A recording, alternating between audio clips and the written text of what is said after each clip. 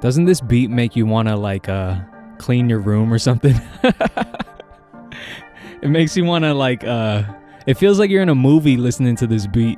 It feels like you're in Mr. Robot and you're schizophrenic and or you have OCD and you're trying to do everything. Or it feels like Stranger Things. You know, in Stranger Things where the girl, spoiler alert, where the mom is like putting up the Christmas lights and trying to find her son and shit in the upside down. That's what this beat feels like. Shout out to Cam again from Chicago. He sent this beat in. You could check out his SoundCloud at soundcloud.com/sup_cam. Yeah, thank you for sending in last week's beat and this week's beat. Shit's tight. If you want to send in beats, go to hellamoded@gmail.com and you can email us your beats. I've been getting hella spam emails there, so if you really fuck with the podcast, you've been listening, just hit, maybe in the title put "This is not spam," and then that'll be tight, and I'll for sure read that shit. This episode of the podcast is brought to you by Free Bread. Go to Free Bread INTL for your latest news on fashion, music, art. Oh shit. The Giants. It's the Giants, man. I don't know if you heard that. My brother's going crazy in the other room. We just scored. It's 4-3 right now. Damn, this is tight. Okay, anyways, we're brought to you by Free Bread. Go to freebreadintl.com for your latest news on music, on fashion, on art, on culture.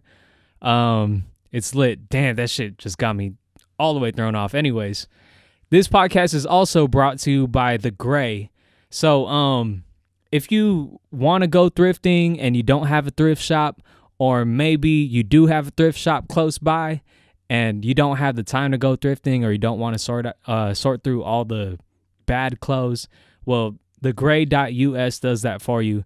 Go to thegray.us and basically what they do is they thrift clothes, they find the cool shit, weed out the bad shit, and everything is organized for you according to color and style. Plus, they got all the lookbooks there to help you style it. It's lit. Thegray.us is where to go.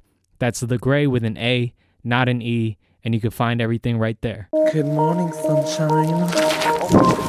Oh, shit. Molded. I just got molded. You got molded.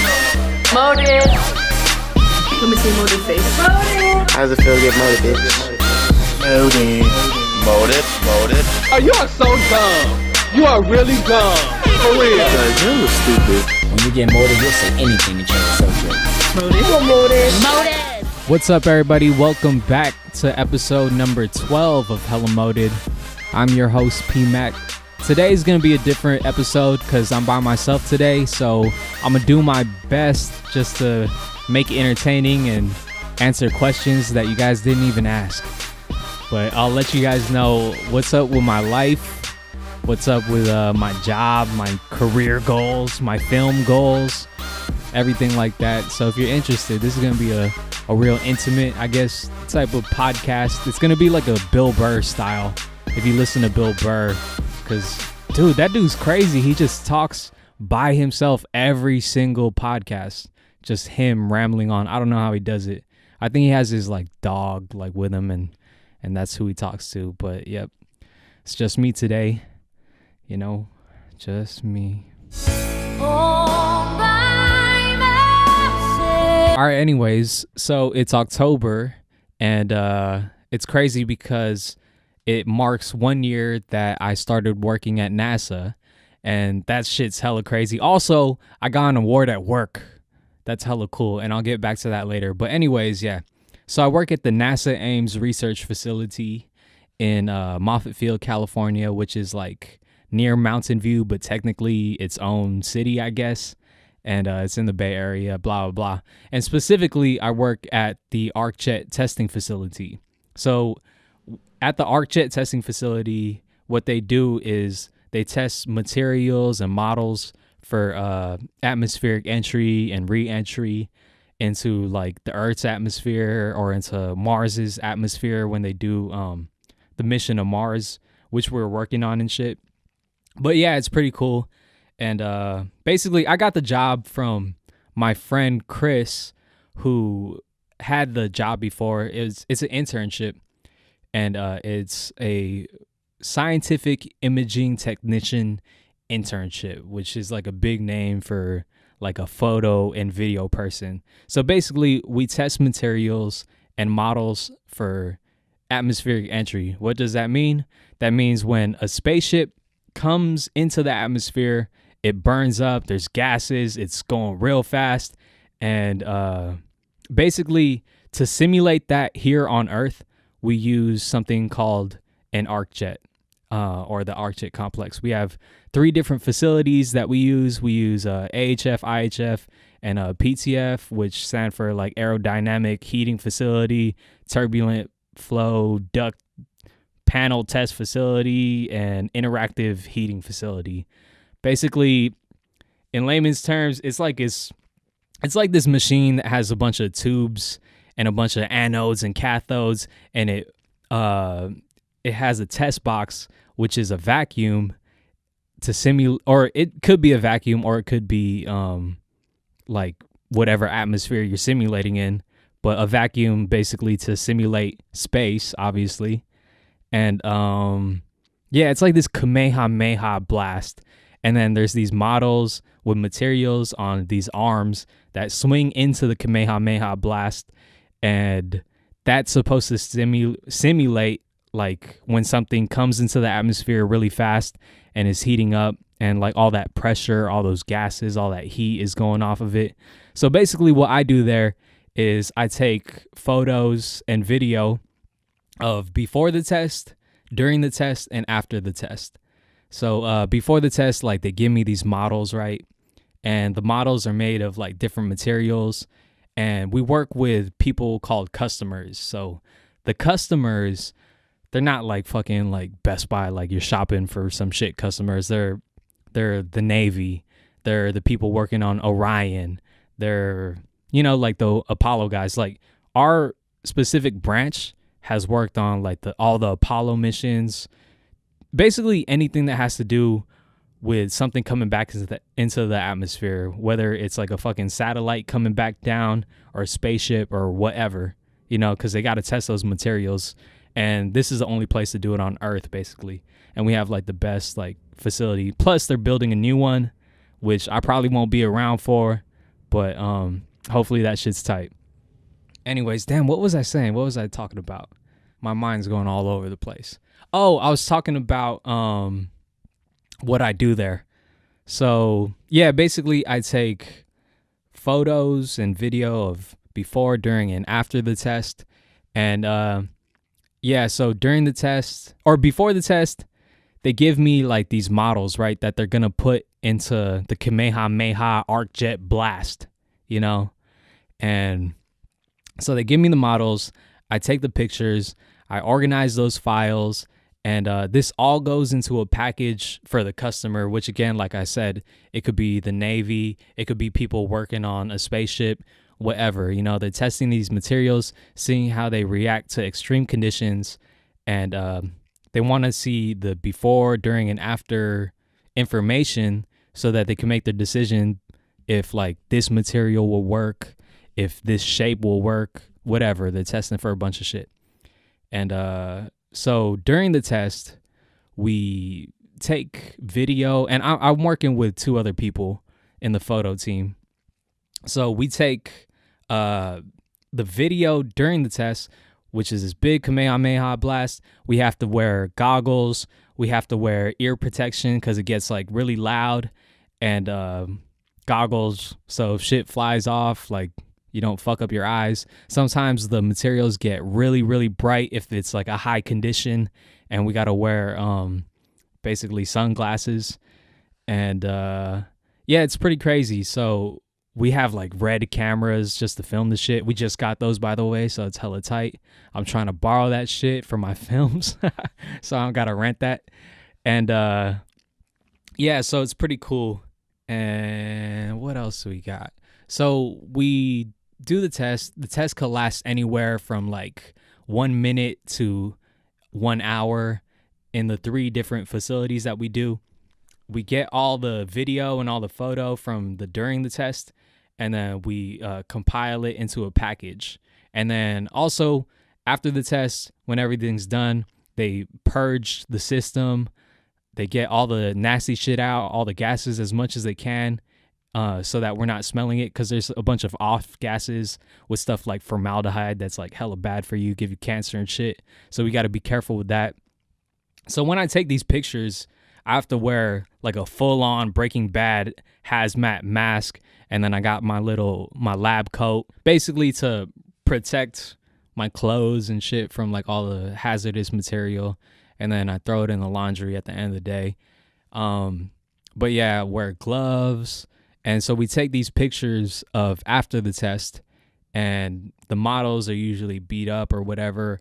And we usually take 3 angles, like a front, a 3/4, and then like a profile of like whatever the models. And the models look like they change, they vary. They're as big as like maybe a plate sometimes, or even bigger, maybe as big as like, I don't know, 20-inch box, like 20 by 20-inch box. And then sometimes they're like as small as, I don't know, like a PS4 controller. I'm just like looking at shit around here that is around the same size. Yeah, it's like sometimes as big as that, and they throw it into the ArcJet and we take the pictures after. So sometimes they're like fucked up, and if they're fucked up, then we take like specific photos of those failures for the customers to look at. So what the customers do is they look at that, get all the information from the test engineers and from the whole test series, so that they could make their evaluations. Like, is this material good? Can we move on to the next phase? And then eventually, hopefully, they land on something that they can use for an actual project, and hopefully it works, you know, like on a real life situation. So yeah, I guess it's pretty important work, you know, to be doing space things like that. I know, like, at first, when I first got the job, it was like, you know, that high of like, oh shit, I'm at NASA. The first day on the job, there was like a chili cook-off. So there was hella cars, like Lamborghinis, Ferraris, hella cars out. There's like a chili tasting thing, and it was just like hella lit. And I was like, damn, this is tight. But it just so happened that like my first week was on like a cool ass week. It was Fleet Week too. So the Blue Angels were flying by, and they're actually flying out of Moffett Field. So that was hella crazy. I was like, damn, NASA's just like this every day. But then it started to get boring. No, I'm just kidding. But yeah, I guess like everything, all the work that I do now, I realize like, yo, this is like really important work. This is work for the future. So I take my job really seriously. And yeah, it's been really fun for the past year, and I'm really thankful to have that job. And yeah, I got an award. How fucking cool. An award from NASA. So the award is hella tight looking, and I didn't expect to get an award. So it's like this folder, and it has this NASA emblem on the folder. It's like in silver, and it's all, what is that, embossed or raised or whatever. It's like, you know those seals that they do, like when they melt the wax down and then they stamp the seal and then it turns into the shape of that stamp. That's what it looked like, except like nicer. And then so you open that shit, and then it has my award. So the award is like a group achievement award, and it's signed by Charles Bolden, who's the administrator of NASA. And it says like, signed on the 28th day of June at Washington, D.C. or blah, blah, blah. So that was hella cool. I got to frame that shit, by the way, and put that up. And it's a group achievement award, and it says, I'm probably butchering this, something like for successfully gaining ArcJet operational function or something after a damaging fire. So at the ArcJets, shit goes wrong all the time. Like, so I told you before, we have these hoses. We have, it's basically, there's different things that the hoses do. Some of them put out gas, like mostly oxygen or argon or nitrogen or whatever, to simulate the different conditions. And then the other tubes have water to cool everything down, because that shit will get like extremely hot, obviously. So one of the days we had a fire, and shit goes wrong all the time. Like in the sting arms, if one of the pipes, because there's pipes inside the test box during the series, so if something explodes, like a water pipe leaks out, in a vacuum, I don't know if you know this, really cool, in a vacuum, water turns to ice like immediately, instantly. So if one of those pipes were to burst, it just turns into ice. It's like the coolest shit you see when shit goes wrong. Like, it sucks for the test engineers, and it sucks for the techs and the mechanics and whoever, but that shit's cool to me. Like, so when one of these pipes bursts in the vacuum, it looks like snow, and then sometimes it looks like ice picks and just crazy shit. They gotta shut down the arc real quick and then clean everything up, and then we're shut down for basically probably at least a day, most likely a couple days, hopefully a week, and then I could catch up on all my work. But yeah, so I guess one of these days there was a fire, and whenever there's a fire, like we have on-site what's it called, firemen, and so they come and they do their thing, take out the fire, whatever. And so I'm just like outside taking photos like of the facility and like of the people and shit, because we like to document stuff like that too. And we got it back up to operational running, so we got an award for that, which is pretty cool. I guess they like kind of give out awards all the time, but this is my first award there, and so that's just hella cool to me. I'm gonna frame that shit. Hopefully I get more. Hopefully I get one specific to me. But yeah, it's just really cool. Yeah, so that's that for NASA. I wanted to get into my rap career for all these people who've been telling me about that shit. Like, I swear to God, I be getting tweets and fucking YouTube comments and messages all the fucking time, like asking, yo, Pmac, when you gonna make that fire again? And I'm like, oh man, I can't do it. So basically, for those of you who listen to this podcast and don't know, I rapped for a while, and I had a mixtape called First Impression, which I would say was pretty successful and did pretty good. And I had a song called One, which kind of went up, and right now it's at 1,100,000 views on YouTube, which is pretty cool. Check that shit out. Search Pmac 1. And that was, I think, 2011 when all that shit was going on. And yeah, so I did the music shit, and I mean, the music was cool, but it was never to the quality, or like, it wasn't the music that I wanted to make, you know? It was like cool music, and people liked it and people fuck with it for sure, but I wanted to make something that like I fuck with. Like, that's the number one thing you got to do for yourself. You got to do the shit that you fuck with. It doesn't matter if like all these other people like want you to do something. You got to do what makes you happy, what you're comfortable doing, and what drives you. Cause like, I was making music, but there was a point in time where I was like just making it to try to make something rather than to like be creative. So that's how I kind of got into filmmaking.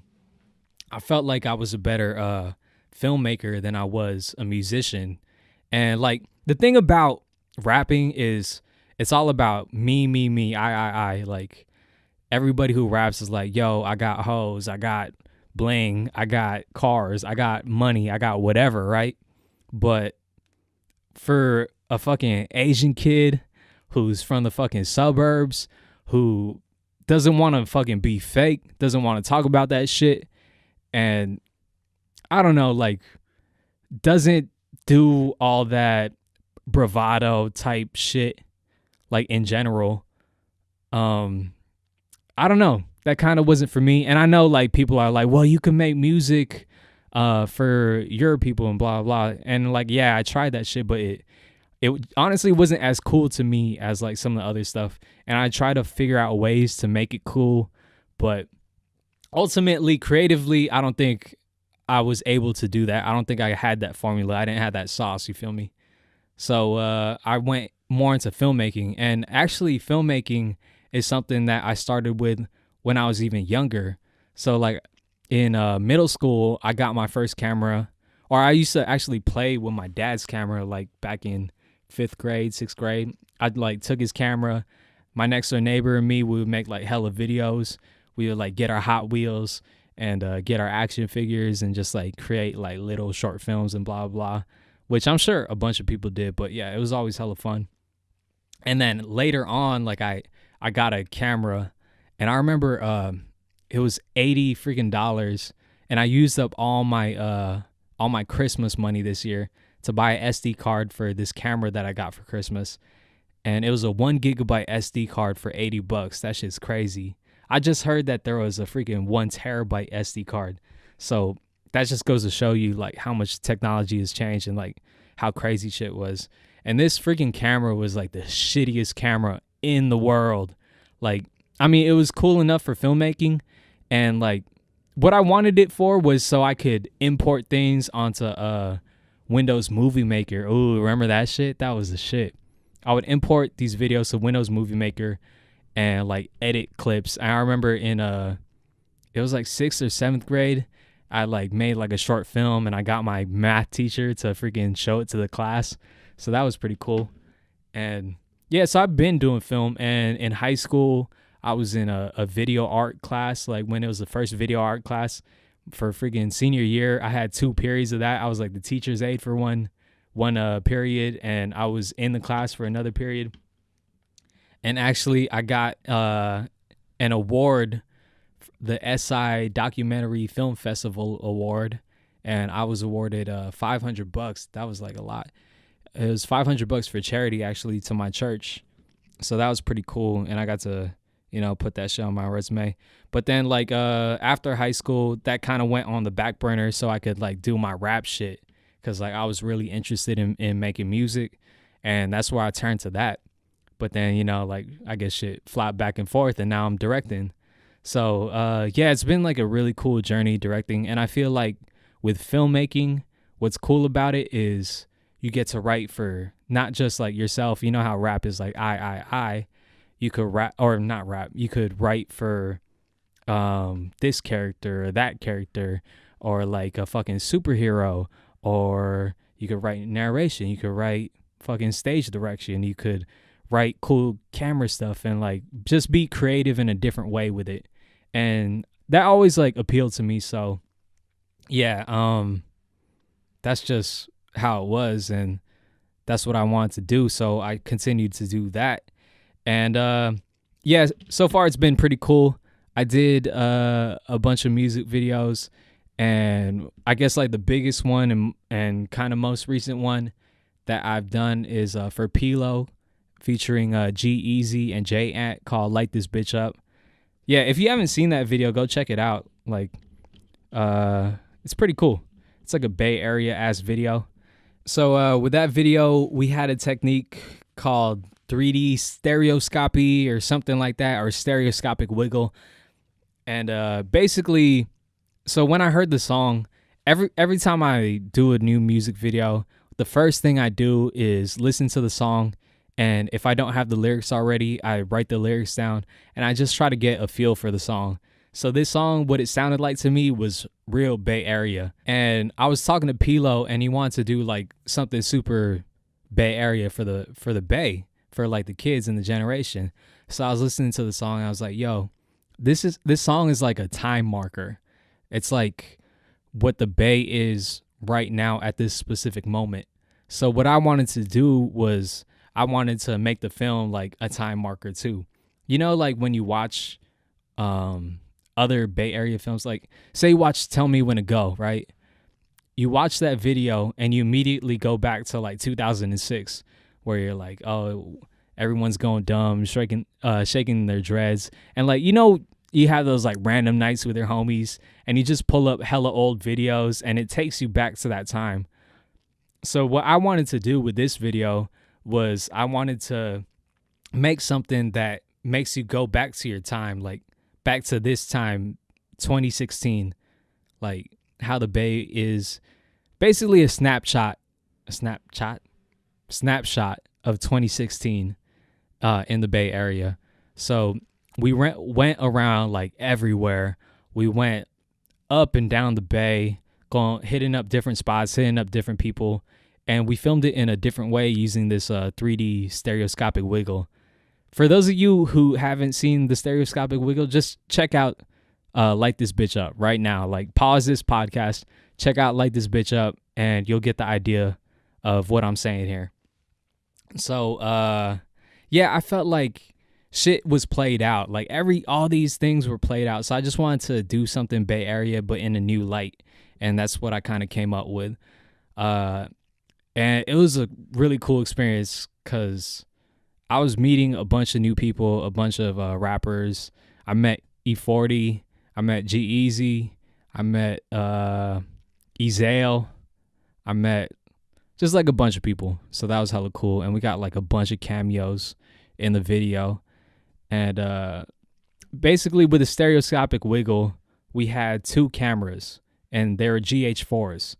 And you know where where you mount the camera onto the tripod? What I did was I got like this screw, but it was cut off on the other end. I literally had to screw like a longer screw, the 3/4, I guess, screw into the end of the camera and get a hacksaw and saw the other side so that I could screw the other camera onto it. And I used like some 17 millimeter lenses, which if you know cameras, that's pretty wide, right? But the thing is, all right, we shot in 4K using the GH4s. That's why I picked the GH4s. We shot 4K resolution, but everything was filmed on its side. So I had, because like, you know, I want to have the stereoscopy from left and right, the 3D image from left and right, not from up and down. So I had to film it sideways. And what I did was I put lines, like tape markers on the camera to show like where the 1080 by 1920 like little picture was going to be. So if you look on my Instagram at Pmac, you'll see videos of like how it looks before the we put the effects on. And I think it looks pretty tight, and it's kind of crazy to see everything in like a, I don't know how you would say that, like a tall image rather than a horizontal image. And yeah, so what we did was we cropped out that part of it so that it would look like that regular aspect ratio, basically. And that was pretty cool. But yeah, besides that, doing that film, like, it took a really, really long time. I actually used my computers at NASA to render it, because think about it, we got 2 cameras for every fucking shot. I have to use this program called Twixtor, which is basically taking one frame, another frame, and making a frame in the middle, which like it slows down. It's like a slow down effect. And that's how you make it look like seamless. Rather than it switching from camera A to camera B, it creates like frames in the middle of that to make the effect more smooth. So that took a lot of computer power, but luckily we got like the big ass Mac Pro, the like new R2D2 trash can looking one.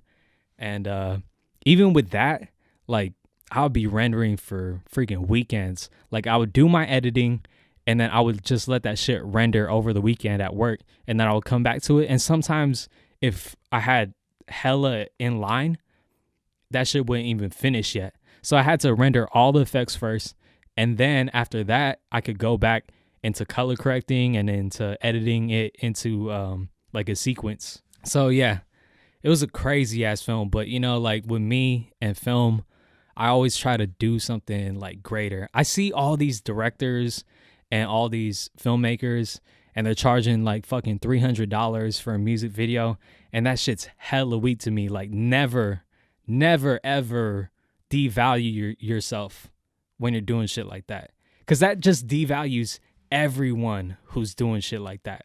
Like, people, I damn near hate the word videographer. Like that shit's hella weak to me. Like I'm a filmmaker. I'm a director, you know what I mean? Like a videographer kind of has like a negative connotation to me. It seems like, oh, that's just your boy who has a fucking Canon 5D or whatever, right? And like is filming the after parties. But that shit's weak as fuck, and that devalues filmmakers. So if you're like in the music industry or like you want to take photos for people, like carry yourself to a higher standard, because that will just make everything better. Trust me. You'll get paid more. People will respect you more, and you're just going to make better shit if you like respect your craft like that. So that's my advice for that. Anyways, with that film, I just tried to take something old and put a new twist to it, and I think we achieved it, and I hope we achieved it. But yeah, it was pretty cool. I guess like people want to know how it was directing G-Eazy and directing P-Lo and J-Ant and everything. And so P-Lo and J-Ant I've known for a while. Like I had a studio back in Emeryville, California. And at this studio, the HBK guys would always come. They recorded like a bunch of their projects there. So I've known them for a while. It wasn't hard directing them. Like directing P-Lo and directing J-Ant, like we've been friends for a minute now. So that was real easy. And G-Eazy, I mean, this was just like on another level. Like, first off, I never met G-Eazy before. And he didn't even like come up in the Bay. Like while HBK guys were like coming up in the Bay, he was like in New Orleans at school and shit coming up, you know? So people from the Bay didn't even really like know him before that.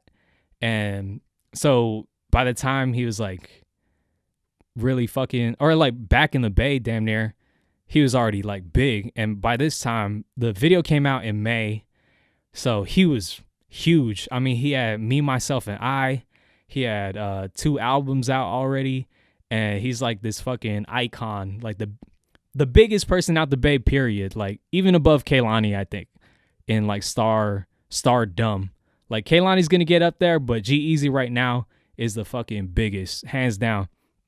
So, anyways, before all this happens, I had to make the treatment and had to make sure that G-Eazy and his people fuck with the treatment, and they did.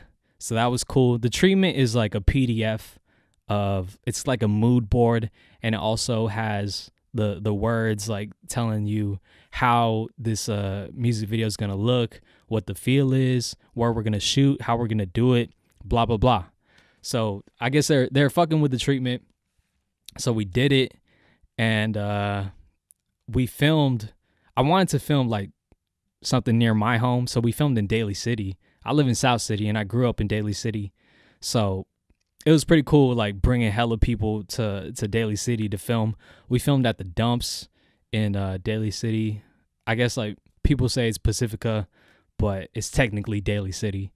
So that was pretty cool. We got the fucking scraper, pulled it up. That day there was a fucking cop, and then he was like, yo, you can't park there. But then he was hella cool and basically let us finish filming and then left. We just told him like, yo, we just got to get one more shot. And he was like, all right, that's cool. And then he left, and then we filmed like for another fucking 2 hours.